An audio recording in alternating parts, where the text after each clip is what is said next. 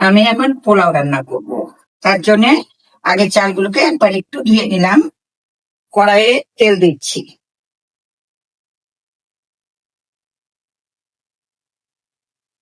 গরম হলে আমি দুটো দারচিনির টুকরো দিলাম, দিয়ে এটা একটু ভাজা ভাজা হবে। আর এদিকে আমি দেখুন গরম জল বসিয়েছিলাম রাইস কুকারে। গরম জলটা আমার কিন্তু ফুটে গেছে। যেটুকু চাল নেব তার ডবল জল, একটু কম জলটা, ডবলের একটু কম ওলাবে।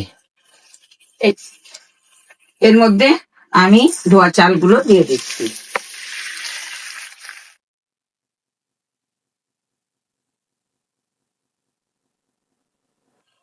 হয়ে গেছে দেখুন, পুরো লাল ভাজা লাগবে না, সামান্য ভাজা হলেই হবে।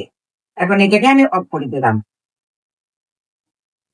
এখন এখানে আমি আলাদা রাইস কুকারে গরম জল করে নিলাম। তার মধ্যে আমি দুটা তেজপাতা দিচ্ছি ছিঁড়ে,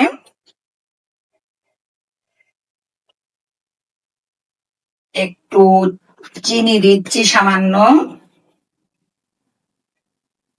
সামান্য চিনি দিচ্ছি, স্বাদ মতো লবণ দিচ্ছি,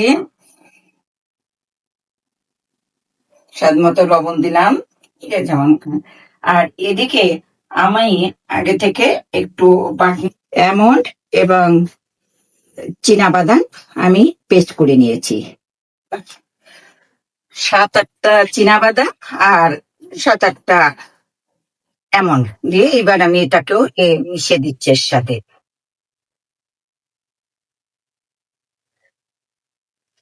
অল্প পরিমাণে এই রাইস কুকারের মধ্যে দুধ দিলাম। দুধ দিয়ে তার মধ্যে আমি একটু গরম হলে জলটা ফুটিয়ে নেবো আগে আর একটু। এর মধ্যে আমি সেই চাল ভাজাটা দিয়ে দিয়ে দিচ্ছি।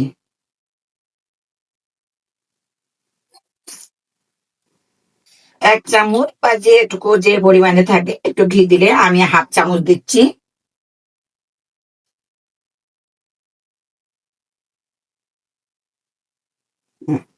সামান্য কিশমিশও আমি দিয়ে দিচ্ছি ওর মধ্যে।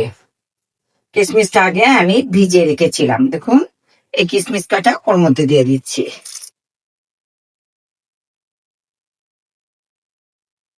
আমি 2-3টা কাঁচা লঙ্কাও দিয়ে দিচ্ছি ওর মধ্যে, 4-5টা কাঁচা লঙ্কা দিয়ে এখন আমি এটাকে দেখে বেরেস্তাও আমি একসাথে দিয়ে দিচ্ছি, মিশে যাবে। এটা পরে দিলেও হয়, তাও আমি একবারে দিয়ে দিই। এটাকে নাড়াচাড়া করে সুন্দরভাবে আমি এবার এটাকে ঢেকে দিচ্ছি। পোলাও হয়ে গেল।